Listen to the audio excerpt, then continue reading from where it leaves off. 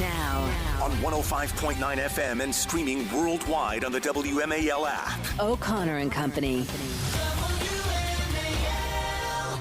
6:06 on O'Connor and Company on this Thursday morning. Thanks for joining us, coming off the heels of day 3 of the Republican National Convention, and reports that President Biden is infirmed with COVID back at home in Delaware, not at the White House, so he can be under a doctor's constant supervision.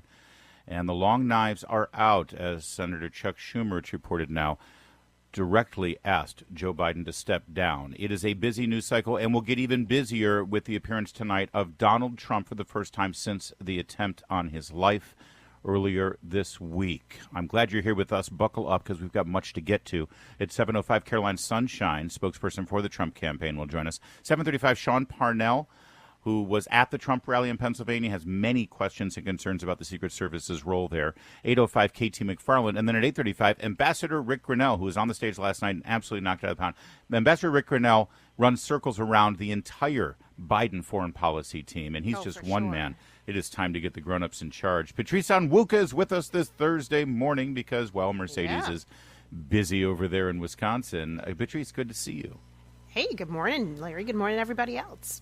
We learned quite a bit more yesterday, not necessarily because the Secret Service is talking, but we are getting some reports from law enforcement, local law enforcement, putting the pieces together, because I think local law enforcement in Butler, Pennsylvania, can read the writing on the wall, and they think that they're going to get thrown under the bus by the feds. So they're speaking out to their local media. They're telling people what the timeline was. We're also learning more from reports in credible news organizations, which is always a funny term to use, but that's the term we're using. Let me paint you what we know now in terms of the timeline of events that led up to that bullet coming a fraction of an inch from ending President Trump's life and altering world history. At 3 o'clock, the would-be assassin was immediately already under suspicion when he set off a metal detector in the perimeter with a rangefinder. A rangefinder is something that snipers use to be able to sort of chart out distances and whether they have a clear shot or not. That should have raised some major alarms, and it did. A photo was taken of this person, and he was sort of on the radar of the CIA. The Secret Service. How many times do we hear about a gunman who was, he was on our radar? Okay, what are you going to do when you get something on the radar? You're supposed to do something about it. What are the protocols? At 5:45, the counter sniper on the roof, working for the Secret Service and police, spotted the assassin on the roof, where he eventually ended up trying to kill Donald Trump. That was at 5:45, a little over 15 minutes before the rally began, or before Trump took the stage, I should say. The counter sniper radioed that in and said, hey, we've got a guy on the roof. Now, they already had someone under suspicion for having a rangefinder. And at 5:45, a person was spotted on the roof. At 6:03, Donald Trump took the stage. He was not held. They did not neutralize the problem. They didn't get up on the roof and find out what that guy was doing on the roof. A full 18 minutes went by, Patrice, and Donald Trump was allowed to take the stage. About 7 minutes later, at 6:11, the assassin was confronted by a police officer who climbed a ladder to get up onto said roof, which, by the way, I will point out, was a full 26 minutes after he had been spotted on the roof. That's crazy. He then brandished his rifle at the cop, and the cop nearly fell off the roof, did fall off 8 feet to the ground after seeing this person. He then frantically radioed that there is a man with a rifle on the roof, but it was too late, because seconds later, the assassin got off 8 shots at Donald Trump before he was killed by counter snipers. Now, that's the timeline that we know. Wow. And I would listen here. We always lead with facts here, and then we offer our opinion. And you know that we have a perspective, and we expect you to understand what our perspective is and analyze our opinion through that lens. We don't try to pretend we don't have an opinion. And we expect you to follow facts to lead to your own opinion. It doesn't always have to be the same opinion as ours. Let me just say something here, because as you know, as fans of the show, as regular listeners, we don't dabble in conspiracies. We don't go off the edge. But at this point, I think you have two paths to go here as to what happened with security at the Trump event last Saturday that led to an assassin's bullet grazing the ear, shattering the ear, it appears, of former President Donald Trump. One thing we know for certain, it was a massive, catastrophic failure. Because the Secret Service and security, their job is to keep that from happening. It happened, therefore, failure. Now, the question before us as a citizenry, as a people, and for Patrice and I and the rest of us on this team, on O'Connor and Company, as members of the media, we have to determine what led to that failure. And I have reached the conclusion, personally, that there is only two options. It is either negligence or it is nefarious. It is either incompetence or it is an insidious, deliberate act to not focus on security, because it's got to be either or. And I'm not saying it is one or the other. What I'm saying is that all of the people in the media who continue to tell you, oh, it's just, something slipped through the cracks, mistakes were made, mistakes happen. Well, guess what? They don't have any more evidence than we have. Yeah. They are reaching the conclusion that it was an accident or a slip up or negligence or incompetence because that's what they want to believe. And you know what? In my heart, I want to believe that too. But I am following the facts right now, and the facts are the same right now as to whether it was incompetence or whether it was nefarious. Because it sure looks to me like there was a deliberate lack of concern over an obvious threat that professionals should have and I think did see, but for one reason or another chose not to do anything about it. You know, there raises so many questions. For example, when this person, this assailant was initially spotted, what was the communication? What was the protocol? The person who spotted them, who did he or she report that to? How many layers of reporting is that a report sent up the chain, and how many people have to make a decision? Who makes the final decision about then do you start following that assailant? Do you tackle them? Do you take them down? I mean, I begin to wonder whether layers of bureaucracy come into play here, where it's, well, I got to get word from a higher up. Then you have the interplay between the different layers of government and law enforcement. The federal, you have the state, and you have the local. So you have obviously the local police are saying, well, this isn't, we didn't have, I've heard them saying that we didn't have all the resources we needed and we asked for it. And so there's the passing of the buck here. In the meantime, this is not just a rally. This is not just, your local paw-dunk person running for office. This is the former president of the United States and potential next president of the United States. And so the level of security, you wonder, why was this taken so casually? And that's what this comes across as. I mean, listen, the day of, we obviously support our law enforcement and we want to believe the best, but it is okay at this point to start to ask some critical questions because we don't want to make sure that we want to make sure this does not happen before again. And we have to start thinking, could this have happened before? Well, Patrice, this is the thing. If you're truly going to do an investigation, you don't immediately say, well, we know it's not that and we know it's not that. No, stop. You don't factor anything out. You keep everything open. And let me just, you're right about all of those things, the bureaucracy and the layers and the miscommunication and the lack of resources. Let me just ask you really quickly. We know the woman, Mrs. Cheadle, is in charge of the Secret Service. Who's in charge of her? Who's her boss? That would be the president, I would think. Well, it's the Secretary of Homeland Security, Alejandro Mayorkas, but then it leads to the president. And then it leads to the president. They're the ones who make those decisions and ensure that the budget and the resources are there. And then I will ask you this question that you don't have to answer. I think that we should all just think about it ourselves. Do we think that the President of the United States, Joe Biden, has the same level of security and attention to detail as to what occurred on Saturday? You ask yourself that. And one last point. The people who are in charge of ensuring security for Donald Trump, as I said, Alejandro Mayorkas, and ultimately Joe Biden, they have also spent, those two gentlemen, they have spent the last 3.5 years saying that Donald Trump is America's Hitler. He is a fascist. He must be stopped at all costs. And if he is elected, it is the end of our nation. And they're the ones who were responsible for the debacle that happened on Saturday. These are facts that I'm giving you. And it's reasonable to reach many conclusions based on those facts. There's more that we learned yesterday, including Speaker Mike Johnson coming out about what he wants to do about the Secret Service. That's in a moment. First, though, it's...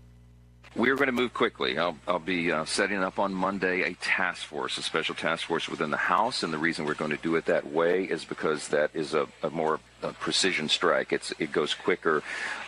There's not a lot of the procedural hurdles, and we'll have subpoena authority for that task force as well. It'll be compiled to Republicans and Democrats to get down to the bottom of this quickly so the American people can get the answers that they deserve. Speaker Mike Johnson yesterday saying that they're going to fast-track an investigation here into the events of July 13th and the Secret Service's role in providing security. And again, my conclusions right now, based on the facts ahead of us, it was either negligence or it was nefarious. And if you're really doing an investigation, you should not rule anything out. Let the evidence lead to your conclusions. Meanwhile, knowing that there was an Iranian plot to assassinate Donald Trump that was a credible threat, CNN asked Kim Cheadle, the head of Secret Service, about what kind of additional security precautions they added.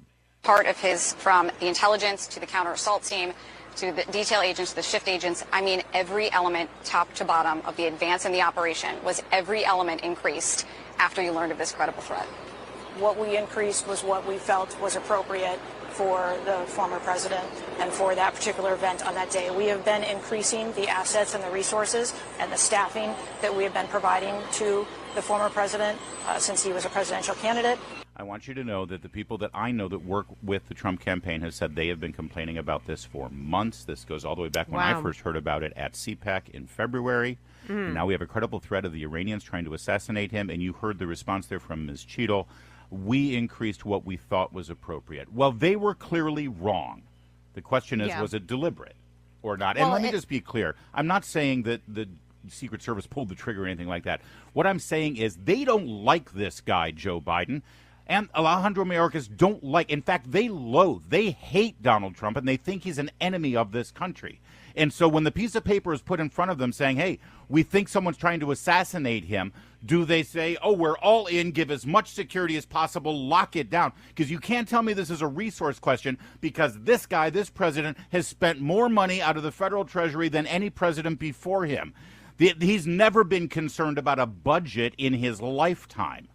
So did they say, well, by all means, go to whatever end you can to provide whatever resources to protect Donald Trump because he cannot be assassinated? Or did they say, well, yeah, listen, let's not go overboard here. We'll do the bare minimum of what needs to be done, and I'm sure everything will be fine.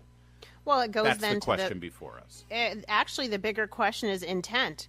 Because, I mean, listen, whether it is to your earlier point that either it's incompetence or it's nefarious, I question what the intent is, especially if this is a nefarious issue. Then what is the intent? Is the intent that they are really willing to see the former president of the United States assassinated?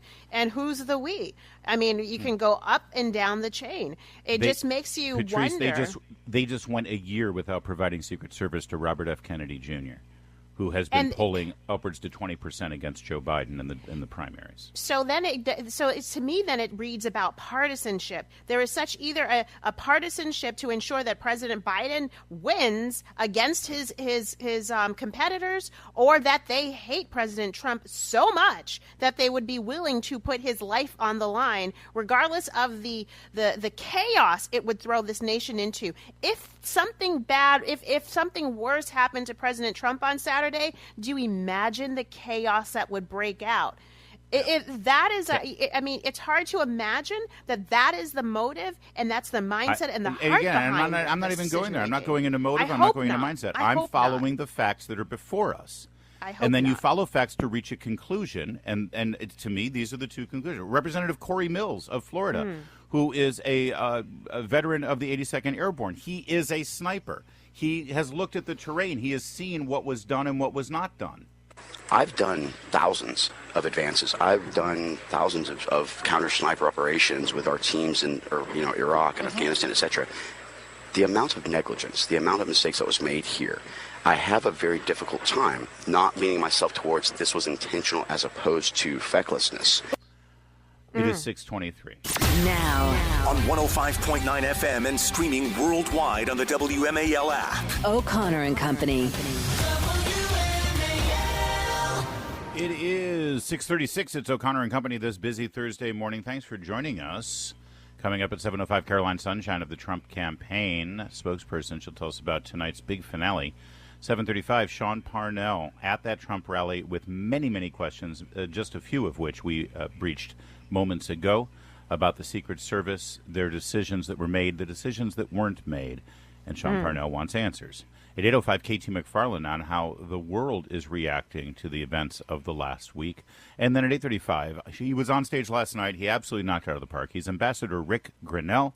We will talk to him about the convention and what could very well be a second Donald Trump term that Ambassador Grinnell will be a participant in. I am Larry O'Connor alongside Patrice Onwuka. Good morning, everybody. You were up late last night watching the convention with the rest of us. Yes. And J.D. Vance, the newly selected running mate and now newly nominated running mate for vice president for the Republican Party, he addressed the world. America's ruling class in Washington. When I was in the fourth grade, a career politician by the name of Joe Biden supported NAFTA, a bad trade deal that sent countless good jobs to Mexico.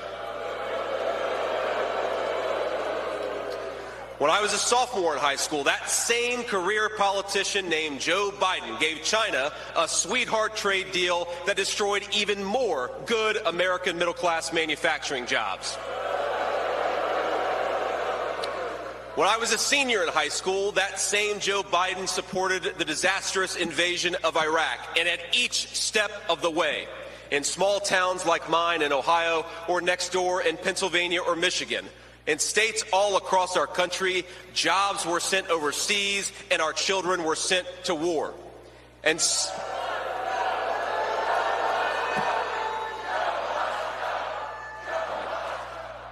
And the chant of Joe Must Go filled the arena in Milwaukee, Wisconsin, and I'm sure a keen listener of that litany of policies and foreign and military excursions that Joe Biden supported, well, they were also supported by the vast majority of Republicans in this town, too.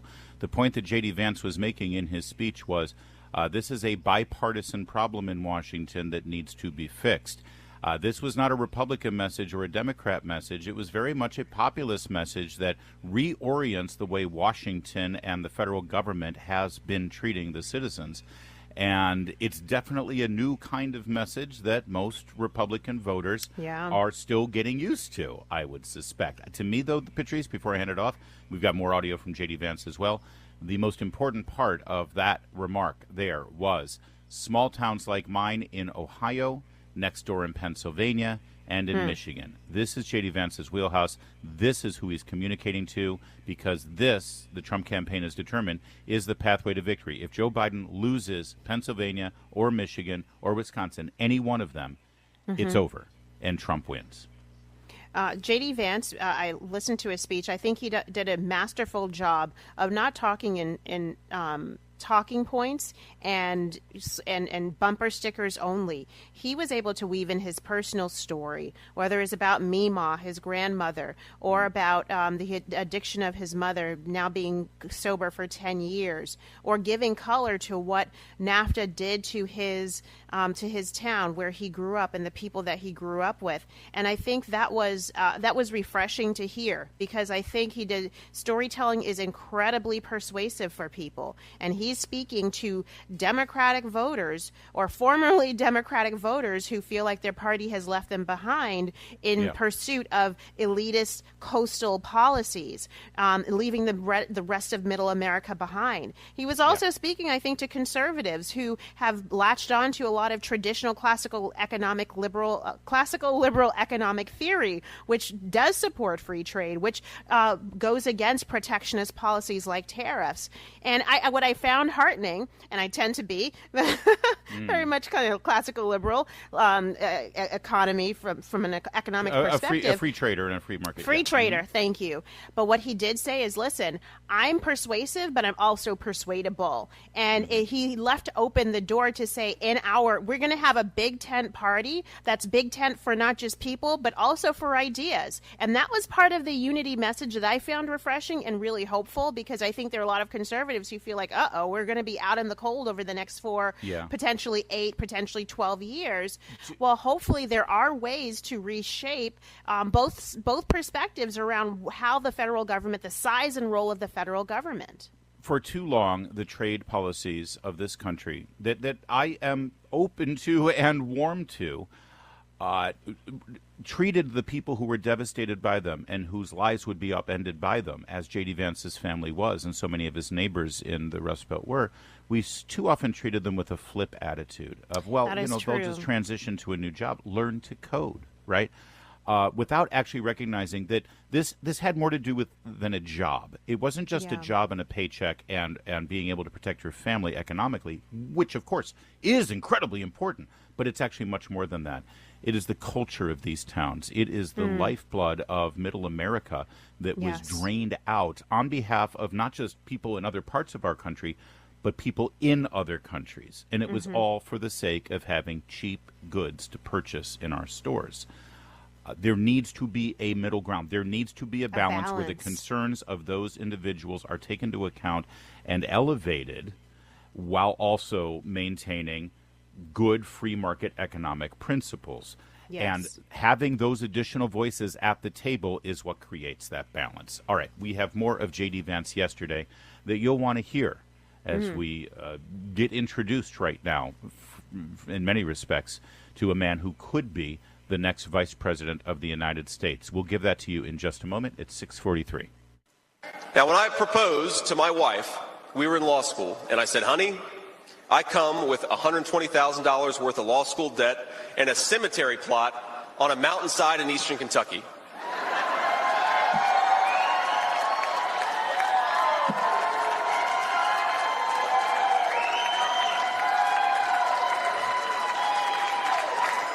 And I guess standing here tonight, it's just gotten weirder and weirder, honey. But that's what she was getting. Now, that cemetery plot in eastern Kentucky is near my family's ancestral home. And like a lot of people, we came from the mountains of Appalachia into the factories of Ohio, Pennsylvania, Michigan, and Wisconsin.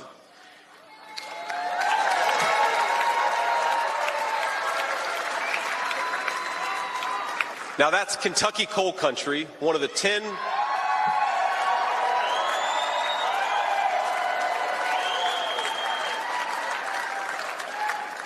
Now, it's one of the 10 poorest counties in the entire United States of America.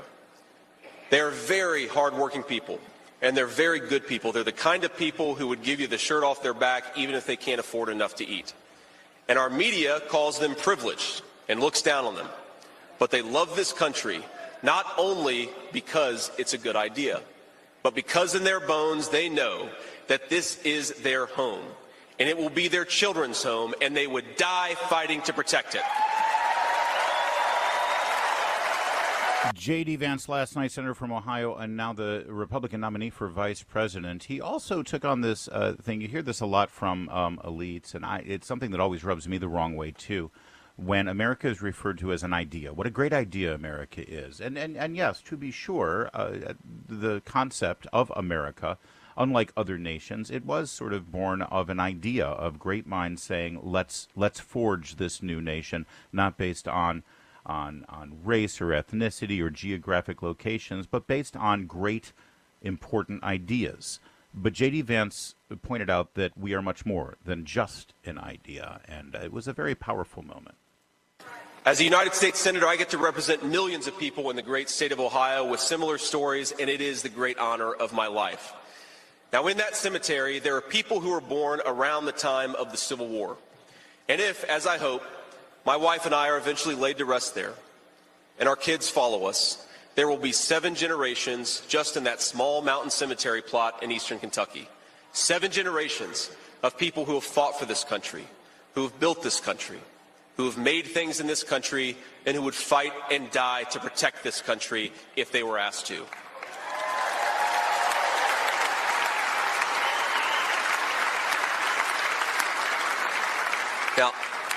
Now that's not just an idea, my friends. That's not just a set of principles. Even though the ideas and the principles are great, that is a homeland. That is our homeland.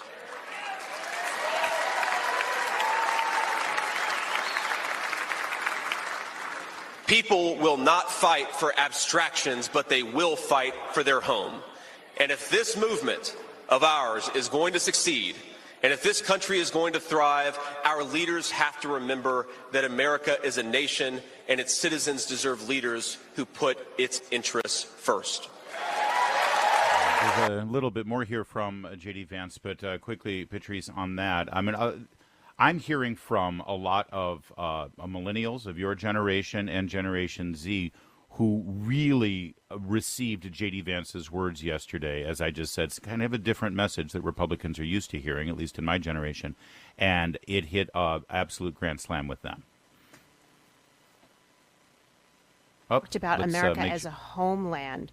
It's amazing. I think that like I said, there's a storytelling aspect. There's just beautiful the way he paints a picture that you can feel and touch. Like I just envision myself. My homeland is a tiny island in the Caribbean, and putting my fingers in the dirt, and you're suddenly deeply connected to your country in a way that, just talking about abstract ideals of freedom and liberty, great and empowering, but still very different than actually touching the ground and saying, I'm willing to shed my blood for the dirt that I'm sitting on, that I will one day be buried in, and my family will too. It's beautiful. I got to admit, it really is what he said. All right, we'll have more of J.D. Vance's speech a little later in the program and more analysis coming up. It's 6.